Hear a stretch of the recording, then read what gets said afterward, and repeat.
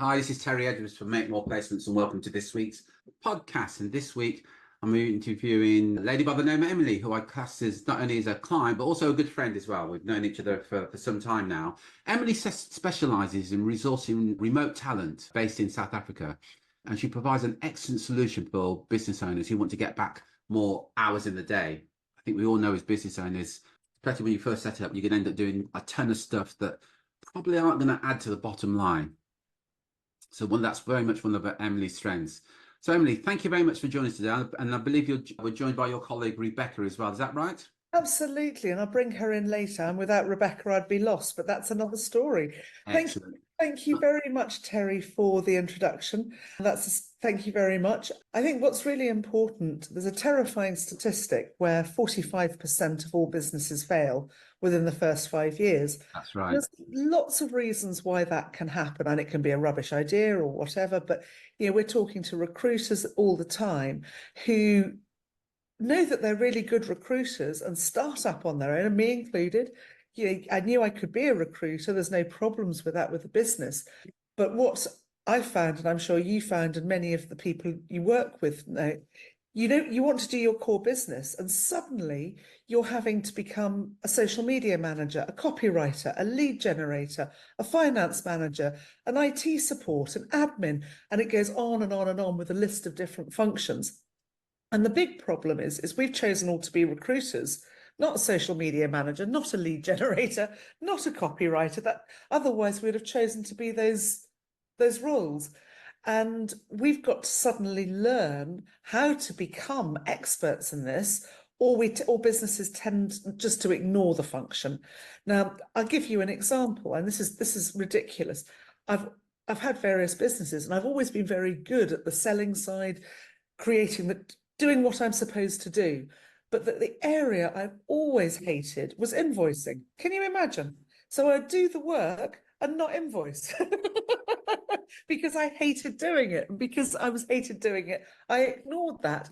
And I hear so many times that people don't like picking up the phone and getting the lead generation and the appointment setting. But how else are you going to get new clients if you don't pick up the phone?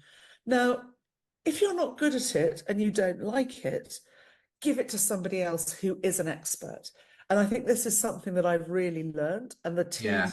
So before you go on, Rebecca, just give us an overview of your background, how you got into this and what were you doing previously and that type of thing, please, Rebecca. Oh, great question, Terry. And I've been doing all sorts of different things over my time. But I've predominantly had a property background. But in the pandemic, that became pretty much defunct because I was offering service accommodation. So I applied to do the Kickstart Gateway through the government, which was a scheme that ran through the pandemic. And they gave me a contract, which still makes no sense because at that point I had no background in recruitment.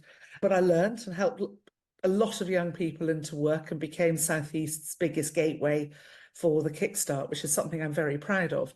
And then that came to an end because the pandemic was over, the government changed the scheme. And I went back to my day job, essentially, and realised I couldn't afford any staff.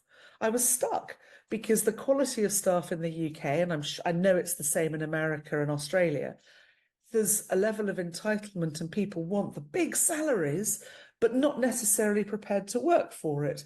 And there's this constant churn with people looking for higher salaries. And those things are just prohibitive for most businesses to take on people. The cost of hiring, payroll, PAYE, what if you get it wrong, etc. All these risks, which are really scary. So I went back to my background. I'm half South African. I spent a large part of my childhood there. And I knew the work culture and the ethos and the fact that there's a job shortage there rather than a skill shortage. And I had to replace a social media manager at that point. And for the price of one person, I could get two people, which just elevated my business. And then the next person to come along was Rebecca, who we'll bring in shortly.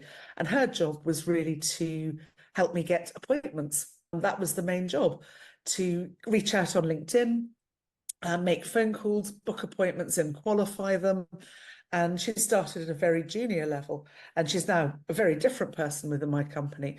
But that that facility of having appointments booked for me transformed my business quite simply. And it has them for a lot of our clients as well. And it's interesting, isn't it, that you talk to most recruitment and search business owners, and they call themselves business owners. You touched on it there. They're not really business owners. They've got a job, they work, and they generate income.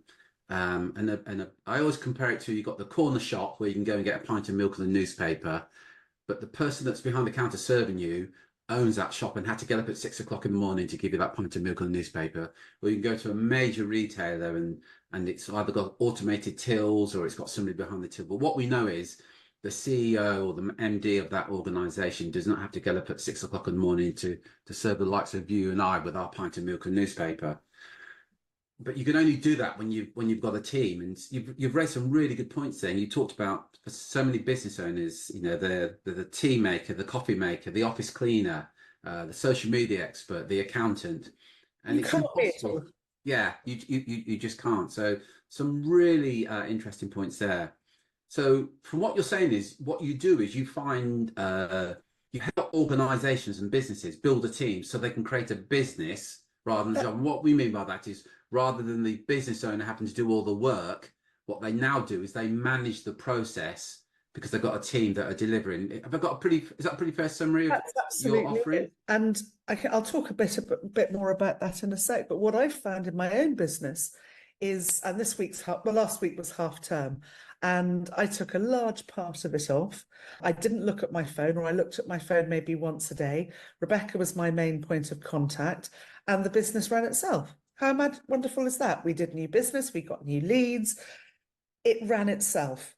I was glad to come back because I missed it and I'm a bit of a control freak, but the business could run without me. And that's the key factor. And I think so many people don't do that. Your analogy about actually being the business rather than running the business is really true. So yes, essentially I help businesses find key members of their team in an affordable, flexible way. And I think what most people puts people off hiring is affordability, knowing how, and fear. And we can address those three pain points very. Let's look at the fear. What I was coming to ask you to that in a moment, but what's the biggest fear? What stops a business owner from building the team and creating the business, in your opinion, Emily? I think it comes down to money. They're scared of how much it's going to cost them. They're always really surprised at how little it can cost them. There's also the fear of letting go. There's the fear of letting go. Now, with both of those, we can help. So because we source people from South Africa, the cost is generally 40% low, 40% less than it would be in the UK. We look to partner with companies rather than being a traditional recruiter. So we offer a 12-month guarantee. So if it goes wrong, for whatever reason, we replace for free within 12 months because we want to build that stable team. We take care of the outsourcing, the HR side as well, which is really important. So it de-stresses and de-risks the appointment. One of the other major fears in the UK, if you're hiring, and I believe it's the same in Australia and America, is that what if you get the wrong person? What if you get it wrong? Because let's face it, we've all got it wrong before. Humans are complicated creatures. First of all, we offer a 12-month guarantee, but there's also flexibility that you can give 1 month's notice if it goes wrong, or your business changes, or you sell your business, or whatever. So you're not tied into a 6-month minimum, which you are pretty much in the UK through PAYE and national insurance. So that takes the fear away. I think the other fear is letting go. And this is something we try and help people with. What I always say to people is, if you don't know what, lots of people say, I haven't got enough work to give somebody for a full-time position. My genuine response, nonsense. It's like having when you move into a new house and you have an extra room and you think, what am I going to do with that room? Before you know it, it's full. So what I always suggest with people is they start either on notes on their app or on their phone or in a notebook. Every time they do something that's repetitive and they don't like, write it down, whether it's lead generation, answering emails, even down to things like putting your kids' school dates in your diary.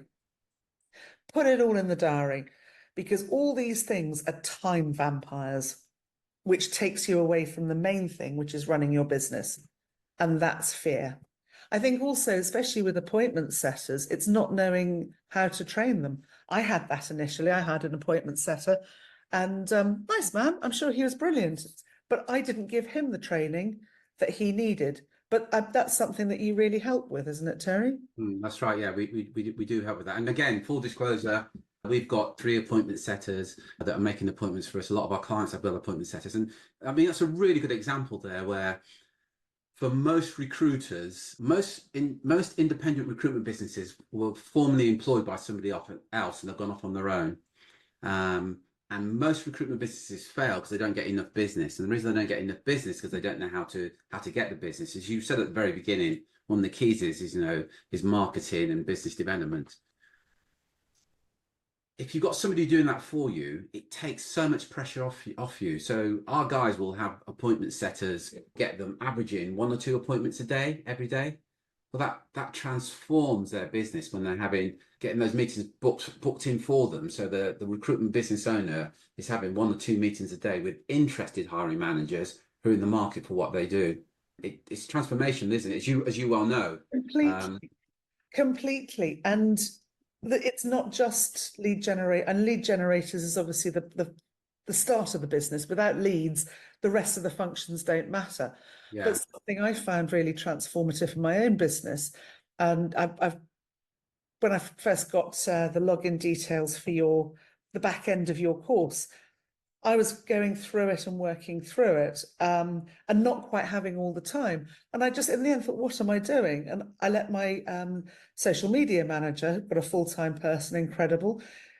She's just worked through it and that's transformed it. So it's not me, again, doing the work, it's delegating. And once you start to delegate, the more you do, the easier it gets, to a point now where I'm bloody lazy and I don't want to do anything myself. But all I do now is I turn up to Zoom after Zoom after Zoom. That's my day. I just have 4 to 5 meetings a day with new customers, new potential clients, and they're booked for me. I don't have to do anything for it.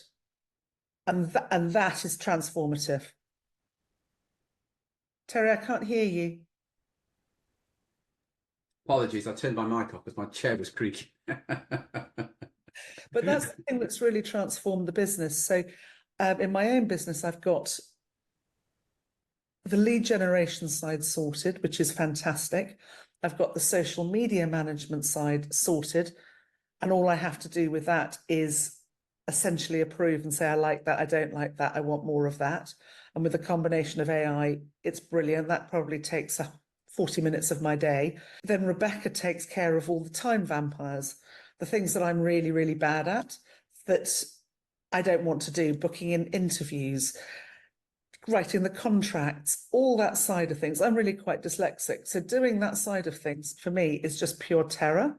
Now, this sounds ridiculous. Rebecca does so much for me. I can't actually give you a full list of what I do. Would you mind if I brought her in and she could? Yeah, great. Yeah, that's good to see Rebecca again as well. Yeah. Hello, Rebecca. Hi, Emily. So Hi, Rebecca. Rebecca's based down in Cape Town. I speak to Rebecca more than I do my own mother, but we haven't amazingly met. It feels like we know each other very, very well. But Rebecca, would you just give a really quick list of all the different things? I know we joke that you've got about 45 job titles, at least, but run through some of the things that you do for us within the company. I'll try squeeze it into a small list. It is quite large. I do everything from Emily's personal things, whether it's putting her school diary notes in for her daughter, it's booking doctor's appointment, dentist appointments for herself or her daughter. It's taking care of anything in her personal aspect. That's one side of it. The other side is literally start to finish. It would be everything and anything to do with talent. I do have an assistant with me, Bianca, that's now assisting me with most of the talent, but I still oversee it. I do all the lead generation at the moment. So that's emails, that's calling, that's finding new leads on different social platforms. So it'd be LinkedIn or Instagram. I do triage meetings myself before they go to Emily. That's a new thing that we're exploring, and it worked quite well. Um, I do, I'm involved in all interviews. I run the interviews. I sort of do the handover between the candidates. I speak to the clients as well on occasion. More than that, I do all the contracts for talent and client. I oversee our processes as well. I try myself and Emily work very close in hand trying to figure out what could make it more efficient and more streamlined. We have constant conversations and brainstorming sessions on how to improve the business as a whole. More to that, I oversee my small assistant team. I handle all the new starters onboarding within the team. I train them up. I make sure everything is neat and in a nutshell and easy to find. I oversee Emily's email inboxes as well. Yeah, it's a never-ending thing, and a whole bunch of things will hop in during the day as well. It's fantastic.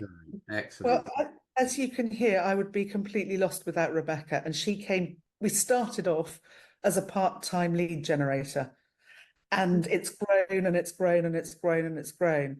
And because of this incredible resource, I've been able to 10x my business in the last year, which I wouldn't have been able to do without an outsourced team. And especially kudos to Rebecca.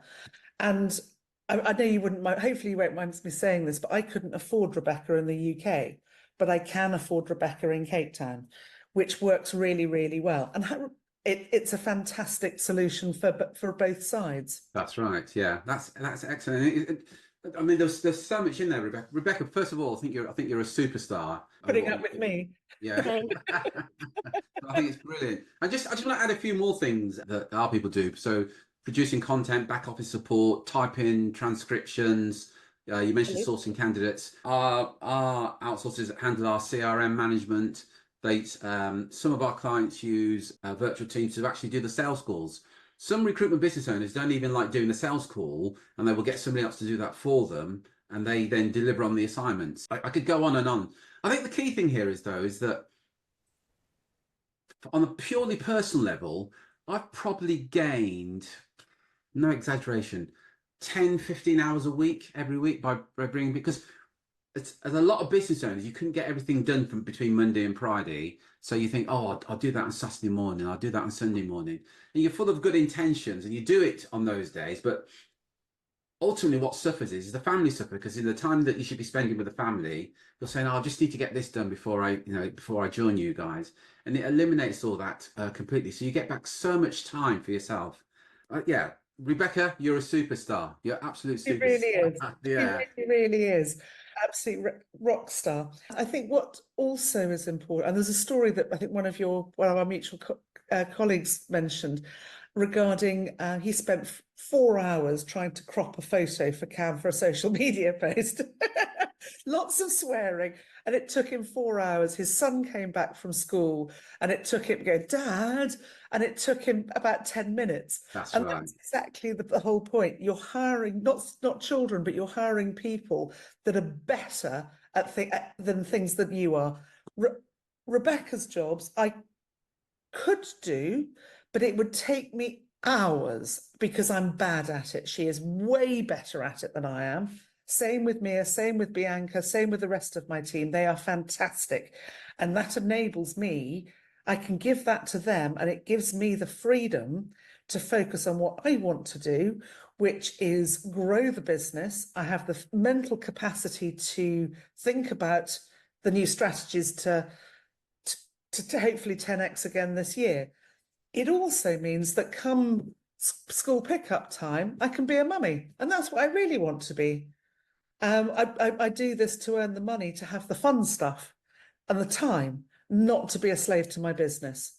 100%. And I think the other point you made, that's a really good point. You've 10x your business over the last 12 months.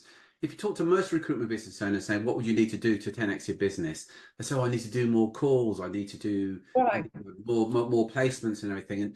And in fact, it would, to many business owners, it would turn out that would be impossible.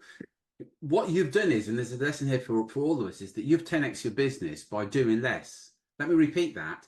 Emily's there's 10x her business over the last 12 months by actually working less. It's worth thinking about that, and we all want that, don't we? We all want to work less and earn more. And Emily's a great example, but you can't do that on your own. I think that's the big takeaway in all this. You just cannot do this on your own. You really can't. And I think, again, something that, going back to the fear question, what puts people off, there's so many basic things that people are scared of, not just hiring. Have I got the right person? What software do I use? Am I compliant? How do I manage somebody that I've never met in another country? These things are all terrifying. Now, we've produced an ebook called The 7 Questions All Recruitment Businesses Should Ask Before You Build Your Team. This is something I would, with your permission, love to share with your people, because obviously I want everybody to use us, but there's no obligation. There's so many lessons there to learning to manage people remotely that we would love to share. Yeah. So let me give you the link for that. That's a really good point. I want to be clear. There's no cost for this book. There's no obligation. But if it's something you're considering or you're considering in the future, it's well worth getting this book called The 7 Essential Questions That You to Ask Before Building Your Outsource Team. If you go to makemoreplacements.com/outsource, put your details in there. We'll get one to you within seconds. That's makemoreplacements.com/outsource. And we'll get that book to you. I want to repeat, there's no cost for the book. There's absolutely no obligation, but it will give you some ideas of some of the things that you're worth considering. If you're an owner or director of business, you're looking to scale your business, it's worth getting this. If you're working 60, 70 hours a day, that's a day. Some people are a week. If you're working so many hours that your family aren't seeing you, or you're constantly shattered because the hours you're putting in, you need to get this book. If you're looking to grow your business, you need to get this book. If you find that you're doing things that you don't actually enjoy within your business, and you're probably not very good at them as well, I'm not being cruel there, we're all guilty of that, you need to go and get this book. It's makemoreplacements.com/outsource. 7 essential questions that you must ask before you build your virtual team. Emily, thank you very much for joining us today. Terry, thank you. Thank you very much for joining us. Really appreciate your input today. I'll just repeat it one more time. If you want the free book, go to makemoreplacements.com/outsource and get your free reports. As we say, there's no cost, there's no obligation. Thank you very much for joining us. Until next time, folks, take care, take action, be relentless. Cheers, folks.